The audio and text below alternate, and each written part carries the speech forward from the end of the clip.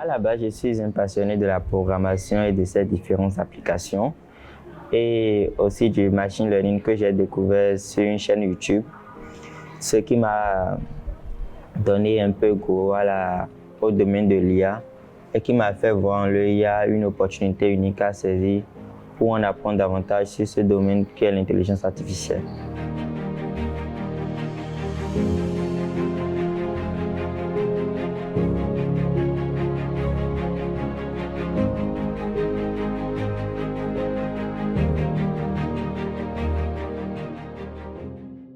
Pour le test, surtout pour l'entretien d'hier, quand j'étais sorti, j'ai failli pleurer parce que je n'ai pas pu vraiment présenter. Donc si je suis pris, ce n'est pas la grâce de Dieu et peut-être pas les autres.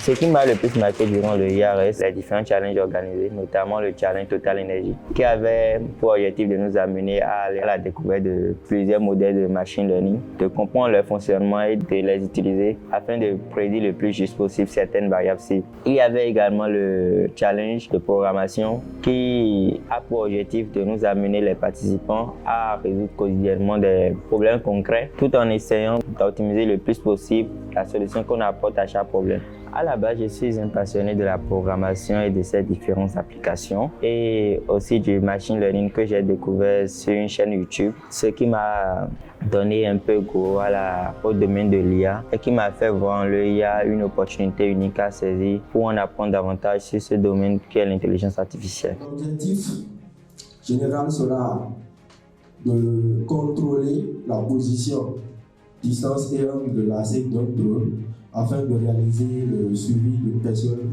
que le drone aurait détectée.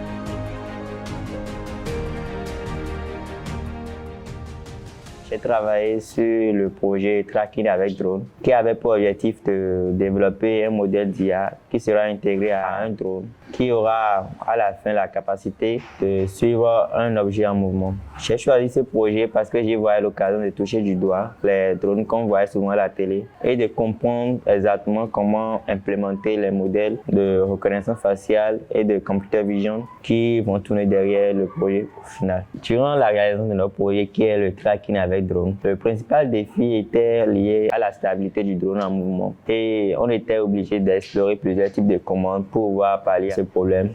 Et à la fin, je crois bien que c'était la commande PID qui nous avait donné de très bons résultats. Face aux nombreux défis tels que l'optimisation agricole et les difficultés d'apport d'aide aux personnes enclavées après des catastrophes naturelles, nous avons pensé à un projet de tracking avec drone. Notre solution a été déployée sur un drone doté d'une caméra de grande résolution avec des applications temps réel où nous y avons implémenté une commande de régulation PID afin de permettre de stabiliser le drone en vol et également un modèle de machine learning afin d'identifier la cible qui, dans notre cas, est la personne à traquer.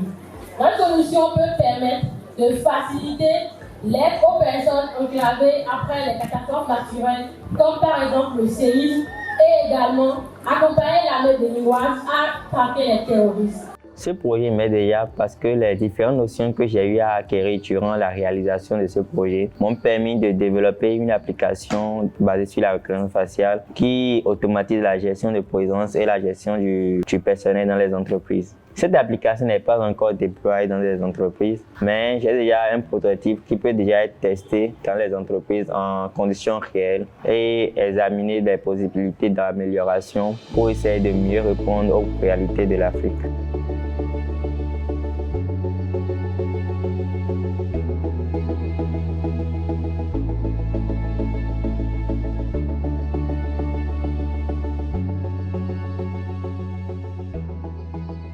De l'EIA 2024, je garde de très bons souvenirs, notamment les moments de partage et de travail entre participants, non seulement béninois, mais aussi venus d'autres pays d'Afrique, Mais il y a aussi également les différents moments de détente et de sortie, échanger avec les formateurs. Sans oublier que l'IA a été en général une expérience professionnelle et humaine très enrichissante. Sur une échelle de 1 à 10, je donnerai 9,75 fois plus à la formation parce qu'on arrivait réellement à toucher du doigt le concret. Il y avait le matériel nécessaire pour chaque travail qu'on devrait faire, pour chaque projet qu'on devrait développer, notamment la semaine robotique où on avait les équipements électroniques nécessaires pour chaque groupe et pour chaque cas d'exercice. La commande PID, c'est une commande qui vient essayer de régler un peu le problème de précision et de stabilité pour certains systèmes qui en ont besoin.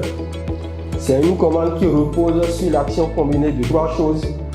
Une commande proportionnelle, une commande intégrale et une commande dérivée. Aux futurs participants de l'EIA, je dirais de ne pas se décourager, notamment s'ils ne sont pas acceptés à leur première tentative. La belle preuve, j'ai été sélectionné à mon 3e essai. Et à ceux qui auront la chance d'être sélectionnés, de venir à l'EIA avec des objectifs fixés, des défis à relever durant l'EIA. Et de cette manière, ils pourront profiter pleinement de la formation, du potentiel de la formation offerte à l'EIA.